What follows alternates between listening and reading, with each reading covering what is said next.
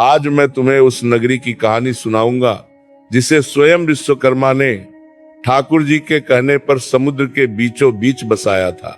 वह नगरी जहां की दीवारों में हीरे जवाहरात जे थे, जहां साक्षात लक्ष्मीपति श्री कृष्ण राजा बनकर निवास करते थे। द्वारका जिसका वैभव देखकर इंद्र भी लज्जित हो जाते थे। पर क्या तुमने कभी सोचा कि जिस नगरी के रक्षक स्वयं योगेश्वर कृष्ण हो, वह नगरी समुद्र में कैसे डूब गई? मेरे भाई, श्रीमद् भागवत और महाभारत के मौसल पर्व में इस विनाश का ऐसा वर्णन मिलता है जिसे सुनकर कलेजा कांप जाता है।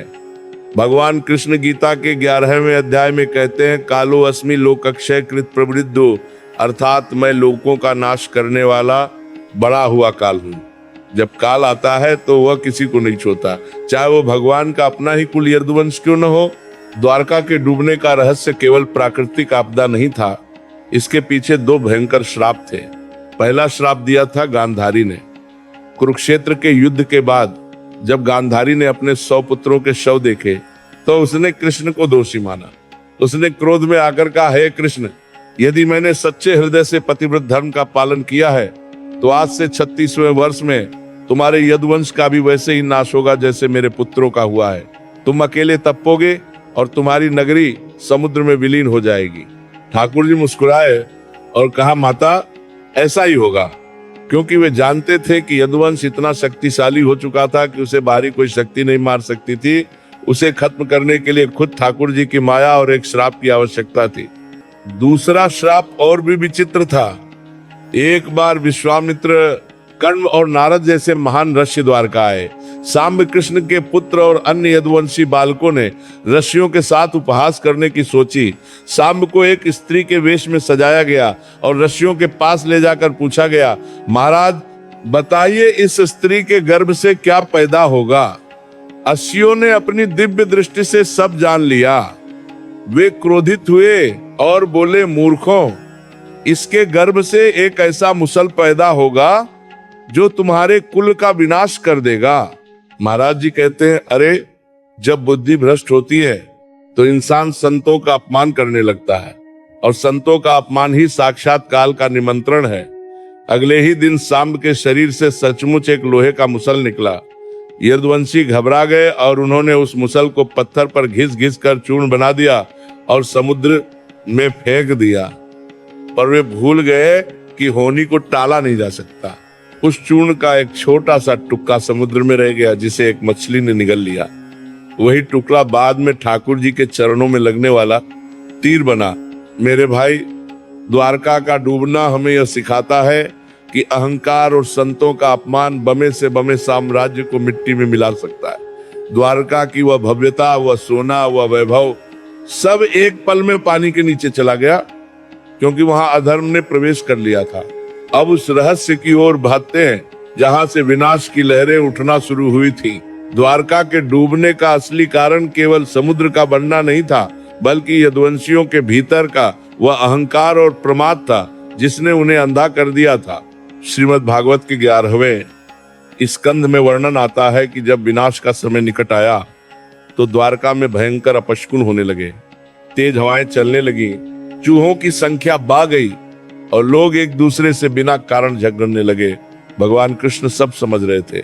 उन्होंने यदुवंशियों से कहा, भाइयों, अब द्वारका में रहना उचित नहीं है, यहाँ पे भयंकर उत्पात होने वाले हैं। चलो हम सब प्रभास क्षेत्र सोमनाथ के पास चलते हैं और वहां चलकर दान पुण्य और स्नान करते हैं। मेरे भाई, भगवान कृष्ण चाहते थे कि यदुवंशी अपनी शुद्धि करें, पर होनी को कौन टाल सकता है। प्रभास क्षेत्र पहुंचते ही यदुवंशियों ने वह काम किया जो किसी भी कुल के विनाश का सबसे बड़ा कारण बनता है, मदिरापान। गरु पुराण और महाभारत में लिखा है कि यदुवंशियों ने मैरे नाम की नशीली मदिरा का इतना अधिक सेवन किया कि उनका विवेक पूरी तरह नष्ट हो गया। महाराज जी कहते हैं, अरे पागलों, जब इंसान के पेट में शराब जाती है तो उसके भीतर का पशु जाग जाता है। मदिरा के नशे में डूबे यदुवंशी आपस में पुराने झगड़ों को लेकर बहस करने लगे। सात्यकी और कृतवर्मा के बीच विवाद शुरू हुआ। देखते ही देखते वह बहस युद्ध में बदल गई। जिस यदुवंश को दुनिया की कोई सेना नहीं हरा सकती थी, वे आपस में ही एक दूसरे के खून के प्यासे हो गए। वहां एक और रहस्यमयी घटना घटी। जब उनके अस्त्र शस्त्र खत्म हो गए तो उन्होंने समुद्र के किनारे उगी हुई एरका घास उखाड़ ली। मेरे पागलों, ये वही घास थी जो उस मुसल के चूर्ण से पैदा हुई थी, जिसे ऋषियों ने श्राप दिया था। वह घास हाथ में आते ही लोहे के वज्र जैसी हो जाती थी। एक एक घास का तिनका तलवार और गदा का काम कर रहा था। श्री कृष्ण के सामने ही उनके पुत्र, पौत्र और भाई एक दूसरे को काट काट कर खत्म करने लगे। भगवान कृष्ण चुपचाप एक वृक्ष के नीचे बैठकर ये सब देख रहे थे। वे जानते थे कि ये काल का खेल है। गांधारी का श्राप और ऋषियों का वचन सत्य हो रहा था। जिस वंश ने धर्म की स्थापना में कृष्ण का साथ दिया था, वही वंश अब अधर्म और नशे के कारण स्वयं का अंत कर रहा था। देखते ही देखते हजारों यदुवंशी उस तट पर मृत पड़े थे। द्वारका का यह भाग हमें यह सिखाता है कि जिस कुल में मर्यादा टूटती है और नशा प्रवेश करता है, उस कुल का रक्षक चाहे साक्षात भगवान ही क्यों न हो, उसका विनाश निश्चित है। भगवत गीता के दूसरे अध्याय में भगवान कहते हैं, क्रोधात् भवति सम्मोहा सम्मोहात् स्मृति विभ्रमा। क्रोध से मोह और मोह से बुद्धि का नाश होता है। यदुवंशियों की बुद्धि का नाश हो चुका था और यही द्वारका के जलमग्न होने की पहली सीढ़ी थी। जब भगवान ने देखा कि बलराम जी ने भी योग के द्वारा अपना शरीर त्याग दिया है, तो वे समझ गए कि अब उनके भी इस लोक से प्रस्थान करने का समय आ गया है।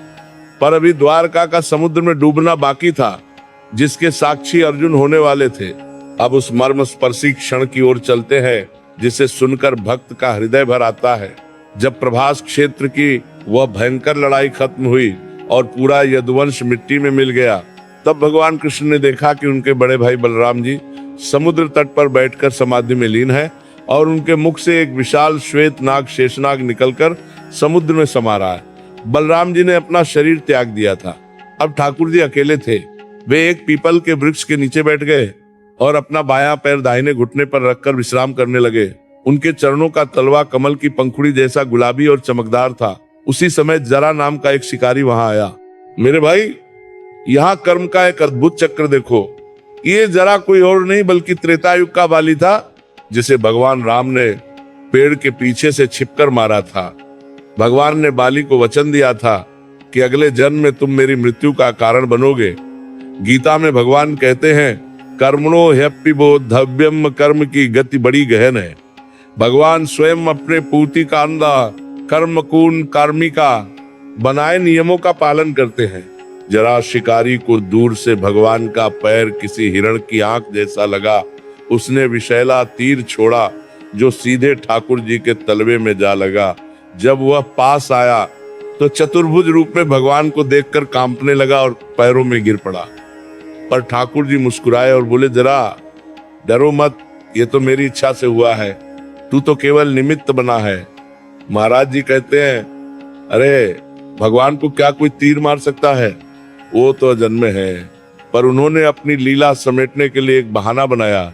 इसके तुरंत बाद आकाश से दिव्य विमान आए और साक्षात नारायण अपने उसी दिव्य विग्रह के साथ परमधाम को प्रस्थान कर गए। अब शुरू हुआ असली हाहाकार। भगवान के जाते ही द्वारका अनाथ हो गई। अर्जुन, जो अपने मित्र और सखा से मिलने द्वारका की ओर दौड़ रहे थे, जब वहां पहुंचे तो नजारा देखकर दंग रह गए। वह नगरी जो कभी उत्सवों से गूंजती थी, आज वहां केवल विधवाओं के रोने की आवाजें आ रही थी। महलों में सन्नाटा था। द्वारका की गलियां सूनी थी। अर्जुन जब महल में प्रवेश किए तो भगवान की पत्नियां विलाप कर रही थी। अर्जुन का गला रुंध गया। उन्हें याद आया कि जिस कृष्ण के बल पर उन्होंने महाभारत जीती थी, आज वही कृष्ण इस लोक को छोड़ चुके हैं। अर्जुन ने निश्चय किया कि वे द्वारका की बची हुई महिलाओं और बच्चों को लेकर इंद्रप्रस्थ हस्तिनापुर जाएंगे। द्वारका का अंत अभी बाकी था। समुद्र की लहरें बेकाबू हो रही थी। ऐसा लग रहा था जैसे सागर अपनी मर्यादा तोड़कर भगवान की नगरी को अपने भीतर समेटने के लिए उतावला हो रहा है। अर्जुन ने जैसे ही द्वारका के लोगों को बाहर निकाला और नगरी की सीमा छोड़ी, पीछे मुड़कर देखा तो एक खौफनाक दृश्य था।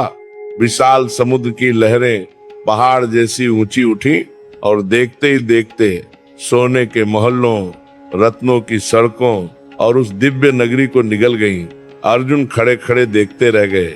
वह नगरी जो कल तक वैभव का शिखर थी, आज जलमग्न हो चुकी थी। समुद्र ने केवल एक जगह छोड़ी, भगवान का निज मंदिर। महाराज जी कहते हैं, अरे द्वारका का डूबना ये सिखाता है कि संसार में कुछ भी स्थायी नहीं है। जब भगवान खुद अपनी नगरी छोड़कर चले गए तो तुम इस 2 कौड़ी के मकान पर क्या घमंड करते हो? अब उस रहस्य को समझो जिसे देखकर स्वयं महान धनुर्धर अर्जुन का अहंकार टूटकर बिखर गया। जब अर्जुन द्वारका की स्त्रियों, बच्चों और वृद्धों को लेकर हस्तिनापुर की ओर बढ़ रहे थे, तब रास्ते में पंचंद पंजाब के पास कुछ जंगली लुटेरों आभीरों ने उन पर हमला कर दिया। वे साधारण लुटेरे थे, कोई बड़े योद्धा नहीं। अर्जुन ने सोचा, अरे ये तुच्छ लुटेरे मेरा क्या बिगाड़ेंगे? मैंने तो कुरुक्षेत्र में बड़े बड़े महारथियों को धूल चटाई है। उन्होंने अपना दिव्य गांडीव धनुष उठाया, पर ये क्या, जिस गांडीव की टंकार से शत्रु कांप जाते थे, आज अर्जुन उसे छया तक नहीं पा रहे थे। वे अपने दिव्य अस्त्रों का आह्वान करने लगे, पर उन अस्त्रों के मंत्र ही वे भूल गए। श्रीमद् भागवत में इसका बड़ा मार्मिक वर्णन है। अर्जुन के देखते ही देखते वे लुटेरे यदुवंश की महिलाओं को उठा ले गए। अर्जुन के पास तरकश में बाण तो थे, पर वे खत्म होते जा रहे थे। जो गांडीव कभी थकना नहीं जानता था, आज वह एक साधारण लकड़ी का टुकड़ा बनकर रह गया था। अर्जुन रोने लगे। वे चीख कर बोले, हाँ कृष्ण, हाँ सखा, पर वहां सुनने वाला कोई नहीं था। मेरे भाई, अर्जुन की शक्ति अर्जुन की नहीं थी, वह तो कृष्ण की दी हुई उधार की शक्ति थी। जैसे ही कृष्ण इस धरा से गए, अर्जुन के भीतर का तेज भी चला गया। यह हमें सिखाता है कि हमारे पास जो भी बल, बुद्धि या धन है, वह सब ठाकुर जी की कृपा है। जिस दिन उनकी कृपा हट गई, उस दिन तुम एक तिनका भी नहीं तोड़ पाओगे।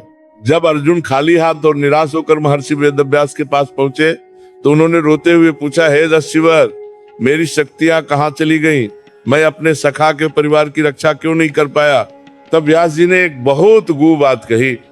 उन्होंने कहा, अर्जुन दुखी मत हो, काला सर्वम अलंकारा, यानी काल ही सब कुछ देता है और काल ही सब कुछ छीन लेता है। तुम्हारा कार्य समाप्त हो चुका था। उन शक्तियों का प्रयोजन धर्म की स्थापना करना था जो अब पूरी हो चुकी है। द्वारका का डूबना केवल एक भौतिक घटना नहीं थी, वह इस बात का प्रमाण था कि जब लीला समाप्त होती है तो रंगमंच को भी समेट लिया जाता है। द्वारका के वे सोने के महल और अर्जुन का वह गांडीव दोनों ही कृष्ण के निमित्त थे। कृष्ण के बिना वे सब शून्य थे। आज के वैज्ञानिक जब समुद्र के नीचे खंभात की खाड़ी द्वारका के अवशेषों को देखते हैं तो वे हैरान रह जाते हैं। वहां आज भी बड़ी बड़ी दीवारें और कलाकृतियां मिलती हैं जो यह सिद्ध करती हैं कि हजारों साल पहले वहां एक भव्य नगरी थी। पर विज्ञान केवल कैसे हाव बता सकता है, क्यों? वाय का जवाब तो केवल शास्त्रों में ही है। द्वारका इसलिए डूबी क्योंकि वहां का आध्यात्मिक बल कृष्ण के साथ ही चला गया था। महाराज जी कहते हैं, अरे तुम जिस दुनिया को सच मानकर बैठे हो, ये भी एक दिन डूब जाएगी। काल की एक लहर आएगी और तुम्हारा नाम निशान मिट जाएगा। केवल वही बचेगा जो नाम की नाव में सवार होगा। अब उस हिस्से पर आते हैं जो उन लोगों के मुंह पर तमाचा है, जो कहते हैं कि महाभारत और द्वारका केवल एक कल्पना या कहानी है। आज का विज्ञान भी उस स्थान के सामने नतमस्तक है जिसे हम बेट द्वारका और मुख्य द्वारका के पास समुद्र की गहराइयों में देखते हैं। श्रीमद् भागवत पुराण में लिखा है कि समुद्र ने द्वारका को डुबोते समय केवल भगवान का मंदिर छोड़ा था, लेकिन जब 1980 के दशक में समुद्र विज्ञानियों और पुरातत्वविदों ने गुजरात के तट पर खुदाई और गोताखोरी शुरू की, तो जो मिला उसने पूरी दुनिया को हिलाकर रख दिया। समुद्र के नीचे लगभग 30 से 40 फीट की गहराई में आज भी एक विशाल नगरी के अवशेष मौजूद हैं। मेरे भाई, वहां क्या मिला? वहां पत्थर की विशाल दीवारें मिली, बड़े बड़े खंभे मिले और ऐसे एंकर लंगर मिले जिनका वजन कई टन है। वैज्ञानिकों का कहना है कि ये अवशेष कम से कम 5000 से 9000 साल पुराने हैं। ये वही समय है जब महाभारत का युद्ध हुआ था। वहां की बनावट को देखकर इंजीनियर भी हैरान है। हजारों साल पहले पत्थर को इतनी सटीकता से कैसे काटा गया था? ये वही विश्वकर्मा की कारीगरी थी जिसका वर्णन हमारे शास्त्रों में मिलता है। महाराज जी कहते हैं, अरे पागलों, तुम प्रमाण मांगते हो, ठाकुर जी ने तो सबूत छोड़ रखे ताकि तुम्हारी नास्तिक बुद्धि को ठिकाना मिले। महाभारत में वर्णन आता है कि द्वारका में प्रवेश करने के लिए मुद्राशील की आवश्यकता होती थी। क्या तुम्हें पता है? समुद्र के नीचे की खुदाई में एक 3 सिर वाले पशु वाली मुद्रा मिली है, जिसका वर्णन महाभारत में स्पष्ट रूप से किया गया है। ये कोई संयोग नहीं है, ये सत्य है। अब प्रश्न आता है, द्वारका के खजाने का क्या हुआ? शास्त्रों के अनुसार द्वारका सोने की नगरी थी। लोग सोचते हैं कि वहां आज भी सोना पड़ा होगा, पर मेरे पागलों, अध्यात्म कहता है कि जब भगवान अपनी लीला समेटते हैं तो वह पदार्थ को वापस प्रकृति में विलीन कर देते हैं। वह सोना, वह वैभव अब भौतिक रूप में नहीं बल्कि उस स्थान की ऊर्जा के रूप में वहां विद्यमान है। आज भी जो भक्त श्रद्धा से द्वारका के तट पर बैठता है, उसे समुद्र की लहरों में कृष्ण की बांसुरी और पायल की खनक सुनाई देती है। द्वारका की खोज ने यह सिद्ध कर दिया कि काल कितना शक्तिशाली है। जिस नगरी की सुरक्षा सुदर्शन चक्र करता था, उसे भी काल के आदेश पर समुद्र ने निगल लिया। यह हमें याद दिलाता है कि तुम चाहे सोने के मोहल्लों में रहो या मिट्टी की झोपड़ी में, जब प्रकृति अपना हिसाब मांगती है तो कुछ भी शेष नहीं रहता। वैज्ञानिक कहते हैं कि शायद किसी भयंकर सुनामी या समुद्र के स्तर बढ़ने के कारण द्वारका डूबी, पर महाराज जी कहते हैं, अरे सुनामी तो केवल निमित्त थी, असली कारण तो वह श्राप और लीला का अंत था।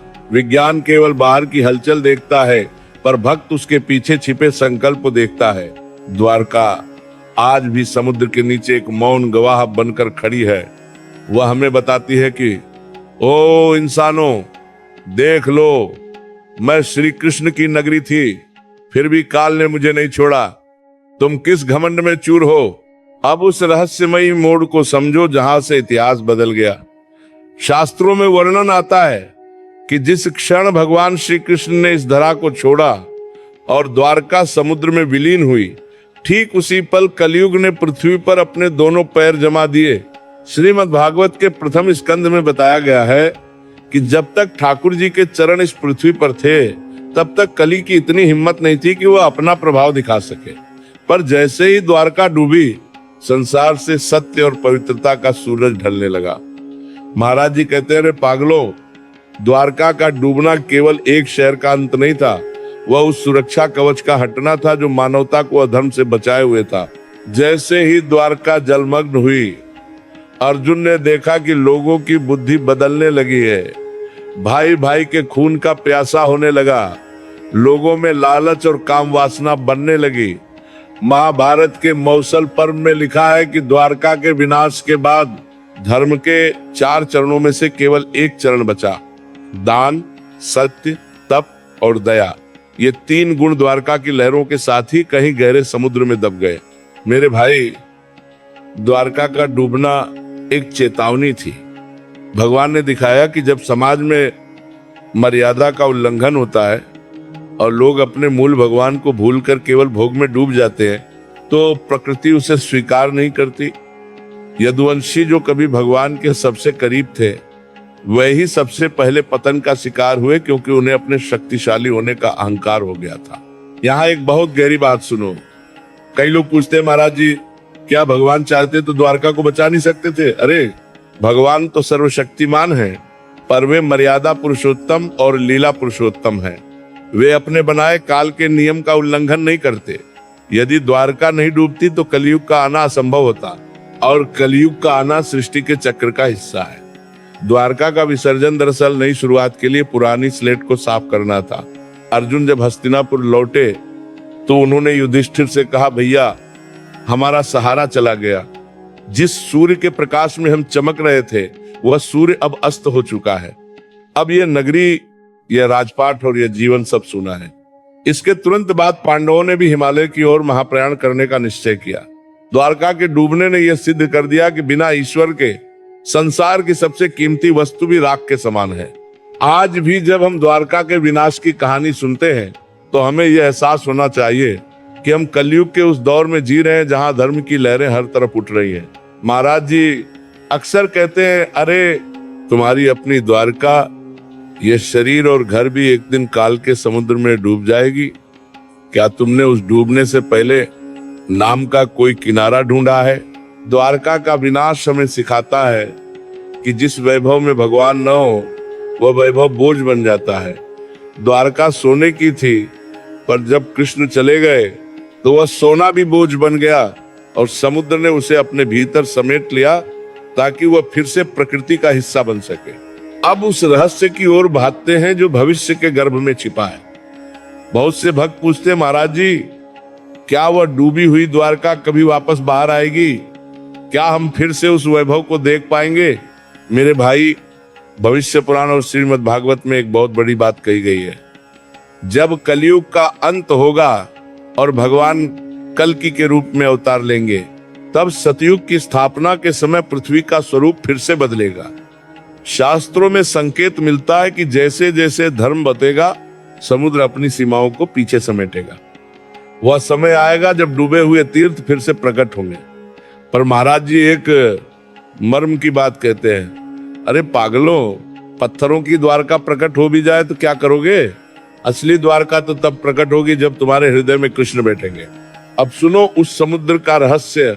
आज भी जो लोग द्वारका के समुद्र तट पर जाते हैं या गोमती नदी और सागर के संगम पर स्नान करते हैं, वे एक विशेष ऊर्जा का अनुभव करते हैं। गोताखोरों ने अपनी रिपोर्ट में बताया है कि समुद्र के भीतर जहां द्वारका के अवशेष हैं, वहां की मछलियां और जलीय जीव अन्य जगहों की तुलना में बहुत शांत है। वहां की लहरों में एक अलग तरह की ध्वनि सुनाई देती है। महाराज जी कहते हैं, अरे वह स्थान आज भी सिद्ध है। भले ही भौतिक रूप से नगरी डूब गई हो, पर सूक्ष्म रूप में आज भी वहां भगवान की लीलाएं चल रही हैं। इसे अदृश्य द्वारका कहा जाता है।